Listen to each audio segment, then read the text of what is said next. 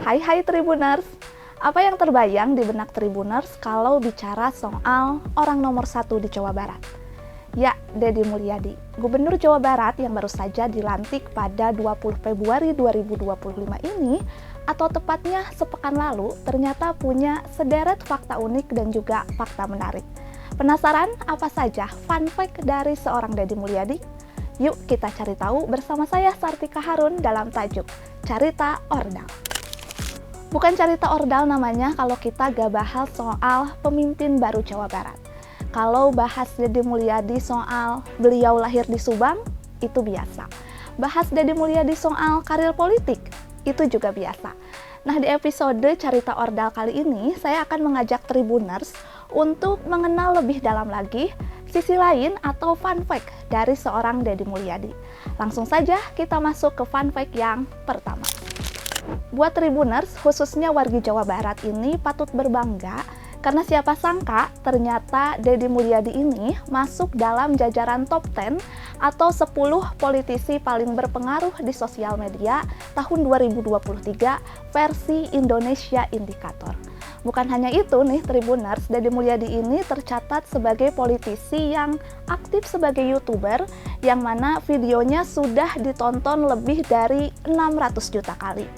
Di samping itu, Deddy Mulyadi juga tercatat sebagai politisi yang memiliki penghasilan yang cukup besar, yakni senilai ratusan hingga miliaran rupiah. Meski saat ini Deddy Mulyadi dikenal sebagai pejabat publik atau tepatnya sebagai Gubernur Jawa Barat, beliau ini ternyata sempat mengalami masa-masa sulit, yang mana beliau harus berjualan gorengan dan juga jualan beras demi bisa membiayai kuliahnya. Nah, setelah melewati masa-masa sulit, Deddy Mulyadi kini dinilai punya karir politik yang cukup cemerlang, yang mana beliau juga dikenal sebagai politisi yang dekat dengan masyarakat. Selain itu nih Tribuners, Deddy Mulyadi ini dinilai sebagai politisi yang hobi bikin panggung hiburan. Nah, tujuannya bukan semata untuk memberikan hiburan kepada masyarakatnya saja, tetapi misi utamanya adalah untuk lebih mudah mendengarkan keluhan masyarakat. Selain itu nih, saking aktifnya di sosial media, Deddy Mulyadi ini dinilai punya banyak fans dan juga banyak penggemar.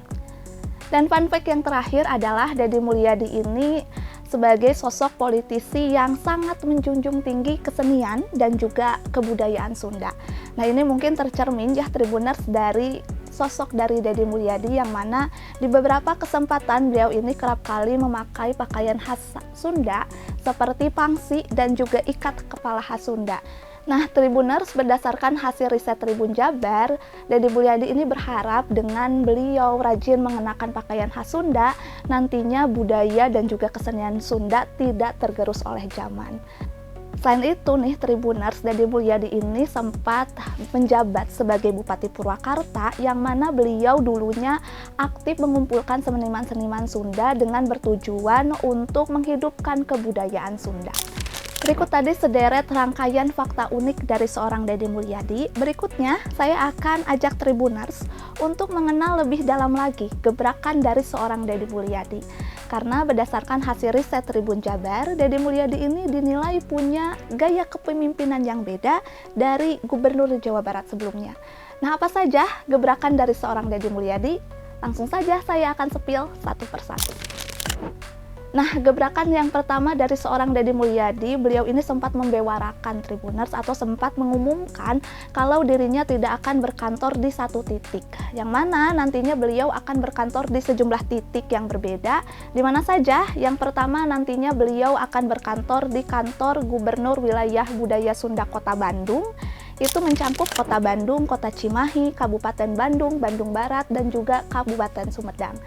Yang kedua, Tribuners, nantinya beliau akan berkantor di kantor Gubernur Wilayah Budaya Sunda Pakidulan, itu untuk daerah atau wilayah Kabupaten Garut, Kota Tasik, Kabupaten Tasik, Kabupaten Ciamis, Pangandaran, dan juga Kota Banjar.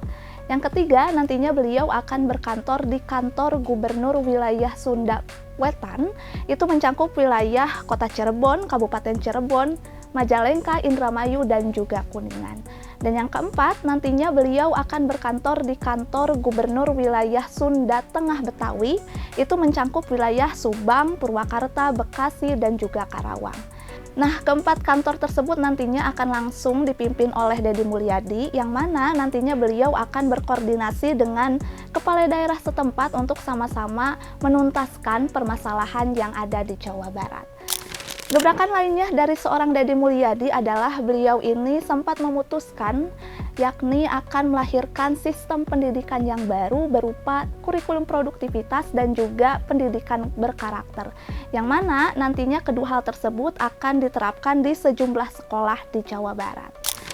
Selanjutnya, gebrakan dari seorang Deddy Mulyadi yang cukup menuai pro kontra dan juga sorotan adalah beliau nantinya akan membuat kebijakan yang mana sekolah nantinya dilarang untuk melakukan transaksi perdagangan, seperti larangan menjual buku, menjual LKS, dan juga menjual seragam, serta hal-hal yang bersifat pungutan seperti renang dan study tour nantinya dilarang sekolah melakukan hal tersebut karena dikhawatirkan dapat menambah beban orang tua.